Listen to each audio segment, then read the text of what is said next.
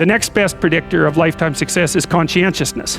Well, and of the two aspects of conscientiousness, say orderliness and industriousness, the better predictor is industriousness. So the question is, well, what can you do about your industriousness?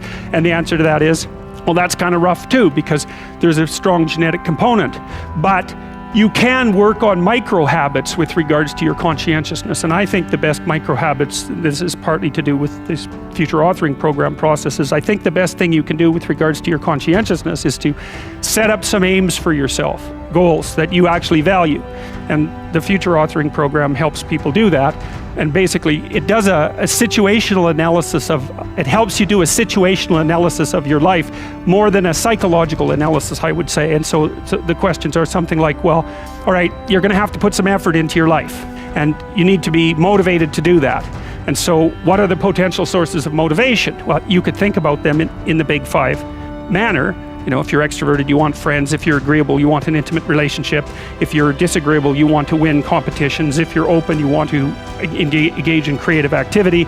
If you're high in neuroticism, you want security. Okay, so those are all sources of potential motivation that you could draw on, that you could tailor to your own, your own personality.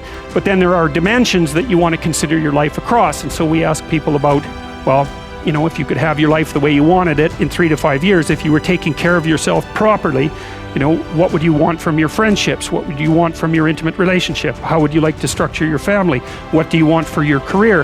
Well, how are you going to use your time outside of your job? And how are you going to regulate your mental and physical health, and maybe also your drug and alcohol use, because that's a good place to auger down, because alcoholism, for example, wipes out, 5 to 10% of people. So you want to keep that under control. And then, so maybe, you develop a vision of what you would like your life to be, and that associates the goal, well, once the goal is established, and then you break down the goal into micro processes that you can implement. The micro processes become rewarding in proportion, in relation to their causal association with the goal, and that tangles in your incentive reward system. We talked about the dopaminergic incentive reward system, and that's the thing that keeps you moving forward. And the way it works is that it works better if it produces positive emotion when it can see you moving towards a valued goal. Okay, well, what's the implication of that? Better have a valued goal, because otherwise you can't get any positive motivation working out. And so the more valuable the goal, in principle, the more the micro processes associated with that goal start to take on a positive charge.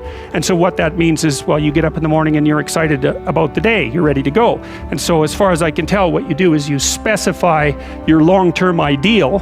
Maybe you also specify a place you want to stay the hell away from, so that you're terrified to fail as well as excited about succeeding, because that's also useful. You specify your goal. You do that in some sense as a unique individual. You want to specify goals that make you say, oh, if that could happen as a consequence of my efforts, it would clearly be worthwhile. Because the question always is, why do something? Because doing nothing is easy. You just sit there and you don't do anything. That's real easy. The question is, why would you ever do anything? And the answer to that has to be because you've determined by some means that it's worthwhile. And then the next question might be, well, where should you look for worthwhile things? And one would be, well, you could consult your own temperament. And the other would be, well, you kind of look at what it is that people accrue that's valuable across the lifespan. So you do a structural analysis of the subcomponents of human existence, and already did that. You need a family, you need friends. Like, you don't need to have all these things, but you better have most of them. Family, friends, career, educational goals, plans for, time outside of work, attention to your mental and physical health, etc. That's what life is about.